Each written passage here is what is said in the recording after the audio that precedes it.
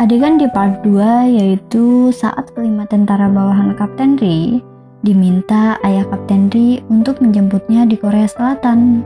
Kemewahan yang ada di Korea Selatan membuat kelima tentara itu sangat kagum dan tak henti-hentinya terkejut dibuatnya. Di tempat lain, Seri tengah menikmati kemegahan kota Seoul. Seri merasa kesepian meskipun di sekitarnya sangat ramai.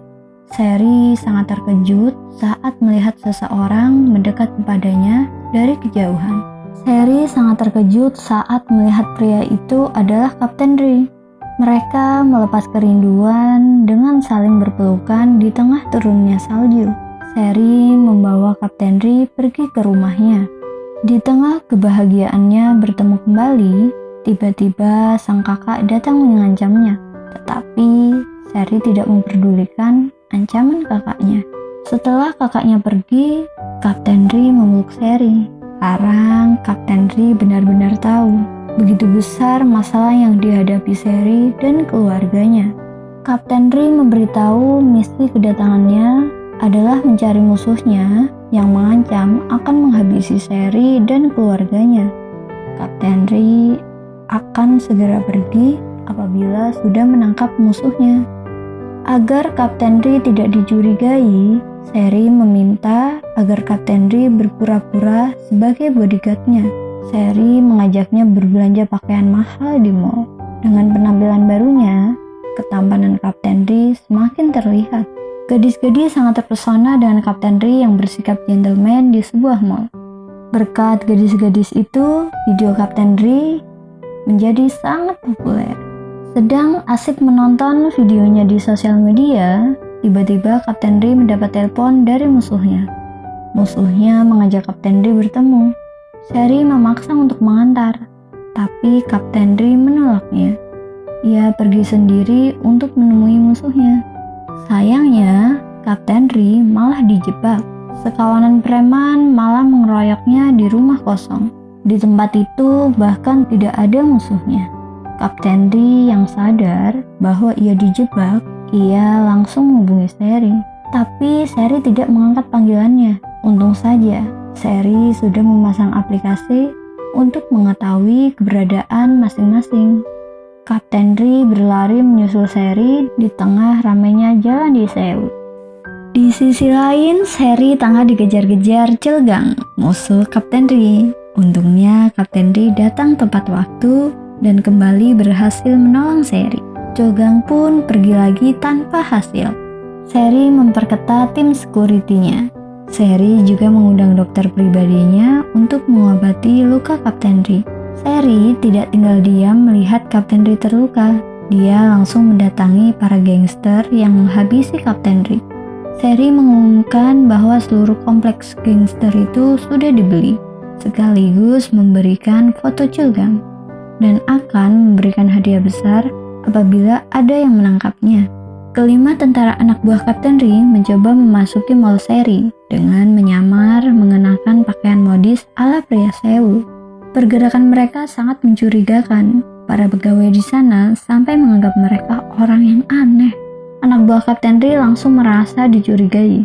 Mereka berlarian dari tempat itu sampai sepatu mereka tertinggal. Sampai di tempat aman, mereka terkejut saat sepatu yang tertinggal dibawakan oleh Kapten Ri.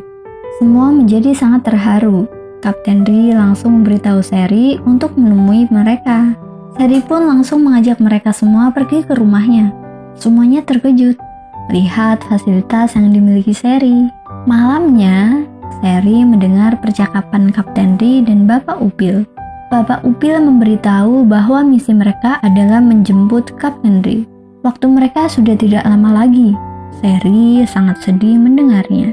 Dia bahkan sampai pergi bekerja sangat pagi agar tidak melihat kepergian Kapten Ri. Malamnya, sepulang bekerja, Seri pulang dengan was-was. Benar saja, saat dia masuk, rumahnya sudah sangat sepi. Seri menangis dengan kencang, sampai akhirnya hal tak terduga terjadi. Kapten Ri dan anak buahnya muncul membawa kue ulang tahun dan pernak-perniknya. Tangisan Seri malah semakin menjadi-jadi dan meninggalkan semuanya. Kapten Ri dan anak buahnya merasa bersalah. Mereka mengira bahwa yang mereka lakukan salah. Padahal Seri menangis karena sangat terharu. Seri tidak pernah merayakan hari indahnya bersama orang yang ia sayang. Setelah suasana hati Seri membaik, akhirnya Seri kembali masuk dan merayakan ulang tahunnya. Mereka sama-sama pergi ke resto dan menonton pertandingan bola dengan seru. Seri menepati janjinya kepada salah satu anak buah Kapten Ri yang pecinta drama Korea Selatan. Seri mempertemukannya dengan artis favoritnya. Hal itu menjadi pengalaman paling bahagia bagi anak buah Kapten Ri. Sayangnya, setelahnya Seri harus meninggalkan rumahnya karena dipanggil sang ayah. Di perjalanan, Seri dicegat oleh segerombolan gangster. Kapten Ri pun ditelepon dengan dalih bahwa Seri sudah ada bersama Chulgang. Chulgang sudah sangat percaya diri kalau kali ini dia akan menang. Tapi beberapa saat kemudian, mobil Seri datang ke tempat di mana Kapten Ri dihabisi. Dari mobil itulah keluarlah anak buah Kapten Ri dengan gagah berani. Seri juga membawa kawanan gangster lainnya untuk membantu Kapten Ri. Chulgang membawa Bapak Upil keluar dari ruangan untuk menghabisinya. Kapten Ri langsung menyusulnya, tapi Chulgang malah menembak Kapten Ri. Seri yang tak mau Kapten Ri terluka akhirnya menghalangi, dan malah Seri yang terkena tembakan. Kapten Ri yang sudah sangat marah menembaki Chulgang tanpa ampun, tapi Chulgang berhasil kabur. Seri terkapar lemah karena tembakan yang dilakukan oleh Chulgang. Ambulan membawa Seri ke rumah sakit dengan Kapten Ri yang mendampinginya. Seri tak sadarkan diri dan segera dibawa ke ruang operasi. Kapten Ri panik dan berlinangan air mata. Di luar rumah sakit, anak buah Kapten Ri menunggu dengan cemas. Mereka juga menunda kepulangan mereka demi melindungi Seri. Seluruh keluarga Seri yang saat itu tengah berkumpul di ruang rawat menjadi saksi bahwa perlahan Seri terbangun dari komanya. Kapten Ri terharu dan berlarian menuju rumah sakit. Dipeluklah Seri dengan perlahan. Mereka menumpahkan rindu dan kekhawatiran masing-masing. Tak lama kemudian, tiba-tiba kelima anak buah Kapten Ri muncul ke kamar Seri. Kapten Ri sangat terkejut. Bagaimana mereka bisa tahu kalau Seri telah siuman? Ternyata jiwa pengintai Bapak Upil digunakannya saat menunggu Seri di operasi. Dia berpura-pura sebagai tukang bersih-bersih di rumah sakit, lalu memasang alat penyadap di bawah ranjang yang digunakan Seri. Berkat alat penyadapnya itu, ini Seri jadi tahu bahwa ibunya sangat tulus mencintainya. Seri menangis jadi-jadinya setelah mendengarkan rekaman ibunya. Kapten Ri menghiburnya dengan memamerkan bekas luka yang ada di tubuhnya. Begitu anak buahnya masuk, mereka muak dengan kelakuan Kapten Ri yang menjaga Seri dengan berlebihan. Kapten Ri menjadi bahan ledekan anak buahnya yang bertingkah aneh dikala diserang virus cinta. Kemesraan Seri dan Kapten Ri tertangkap kamera paparazzi. Bukannya takut atau marah, Seri malah mengagumi hasil jepretan paparazzi tersebut. Di belakang Seri, ternyata ibu Seri meminta agar Kapten Ri terus di samping Seri, karena Kapten Ri lah yang bisa membuat Seri bahagia. Berkat rekaman penyadap itu, ayah Seri jadi menangkap kejahatan dan kerakusan kakak Seri. Ayah Seri sampai menganggap kakak Seri bukan anaknya lagi. Di sisi lain, Chulgang yang mulai pulih langsung menyusun strategi untuk balas dendam. Chulgang mengirim semua bukti keberadaan Kapten Ri di Korea Selatan.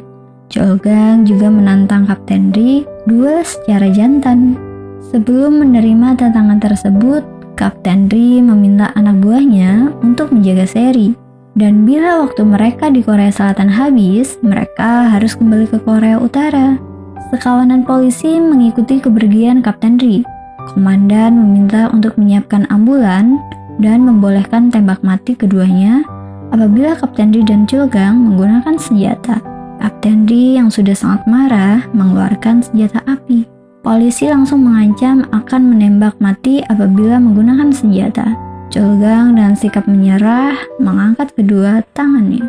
Chulgang dengan licik malah membalik secepat kilat untuk menembak Kapten Ri. Untungnya, ia kalah cepat dari polisi, dan Kapten Ri bisa menghindar. Chul Gang yang sudah terkapar dengan penuh luka membongkar kenapa ayah Kapten Ri tidak menggali lebih dalam pembunuhan kakaknya. Itu karena ia akan menemukan bahwa ayah Kapten Ri lah yang paling bersalah. Kapten Ri yang sangat frustasi mendengar itu berniat untuk menembakkan kepalanya sendiri. Tapi ia kalah cepat. Polisi menembak pistolnya sehingga terjatuh dan gagal menembakkan dahinya sendiri. Proses investigasi Kapten Ri dimulai. Video rekaman mengenai kegiatan Kapten Ri selama di Korea Selatan dilihat satu persatu. Direktur sampai marah karena tidak menemukan setitik pun kesalahan yang dilakukan Kapten Ri. Dalam investigasi, Kapten Ri membuat sumpah palsu. Kapten mengatakan bahwa niatnya adalah merayu Seri untuk kembali ke Korea Utara, mengingat Seri berasal dari keluarga terpandang. Saat diminta keterangan, Seri malah mengatakan hal yang sebaliknya. Seri meyakinkan petugas bahwa Kapten Ri sama sekali tidak memperalat dirinya. Akhirnya mereka memiliki kesaksian yang berbeda. Mereka dipertemukan. Kapten Ri sangat dingin kepada Seri. Kapten Ri juga mengatakan hal yang sama kepada Seri. Pernyataan bohongnya membuat Seri sedih. Seri keluar dengan perasaan campur aduk. Seri sampai pingsan di kantor polisi. Seri dilarikan ke ruang ICU untuk perawatan khusus. Dari jauh Kapten Ri menangisi kondisi Seri. Dokter menyatakan bahwa luka tembak yang dimiliki Seri terkena infeksi. Stres yang dialaminya membuat kondisi Seri memburuk. Ayah dan ibu Seri memperhatikan Kapten Ri yang menangis karena melihat kondisi Seri. Setelah dipacu jantung, kondisi Seri mulai membaik. Jantungnya mulai berdenyut dan perlahan membuka mata. Semuanya lega dan gembira atas pulihnya Seri. Semuanya merasa prihatin melihat hubungan Seri dan Kapten Ri. Ibu Seri paham betul bagaimana Kapten Ri menjaga Seri sampai tak makan berhari-hari. Sementara kelima anak buah Seri makan dengan lahap di penjara. Seminggu kemudian, dibuat kesepakatan eksternal antara militer Korea Selatan dan Korea Utara. Seri yang mulai bangkit dari kamar tidurnya langsung menerima kabar duka dari ibunya. Ibu Seri memberitahu Seri bahwa Kapten Ri harus kembali ke negaranya hari ini. Ibu Seri juga memberitahu Seri bahwa Kapten Ri sangat telaten saat menjaga dirinya di masa kritis. Di tempat lain, gerimis dan suara sirine polisi mengantar kepulangan Kapten Ri dan anak buahnya. Ibu Seri rela mengantar Seri yang masih lemah untuk bertemu Kapten Ri. Sesampainya mereka di perbatasan, mereka semua turun dari bis. Di seberang jalan, mereka sudah ditunggu tentara Korea Utara. Kapten Ri dan anak buahnya perlahan berjalan ke Korea Utara. Semuanya mengangkat senjata api saat melihat Seri berlari memeluk Kapten Ri. Seri memeluk Kapten Ri dengan erat sambil menangis. Di rumah, ibu Kapten Ri sangat was-was dan meminta suaminya untuk menjaga Kapten Ri. Benar saja, di tengah jalan Kapten Ri dan anak buahnya diturunkan dengan posisi masih di borgol. Dalam hitungan detik, tiba-tiba senapan lain menembaki tentara yang hendak membunuh Kapten Ri dan anak buahnya. Ternyata, ayah Kapten Ri datang tepat waktu, sehingga bisa menolong anak satu-satunya. Ibu Kapten Ri langsung memeluk Kapten Ri saat Kapten Ri tiba di rumah. Di tempat lain, kakak Seri dipecat dari perusahaan oleh ayahnya. Polisi pun menangkap dan menahan kakak Seri beserta ketua gangster yang membantunya. Seri yang sudah sembuh kembali pulang ke rumah. Di setiap hari mendapat SMS yang telah diatur Kapten Ri sehingga bisa dikirim pada tanggal yang ditentukan.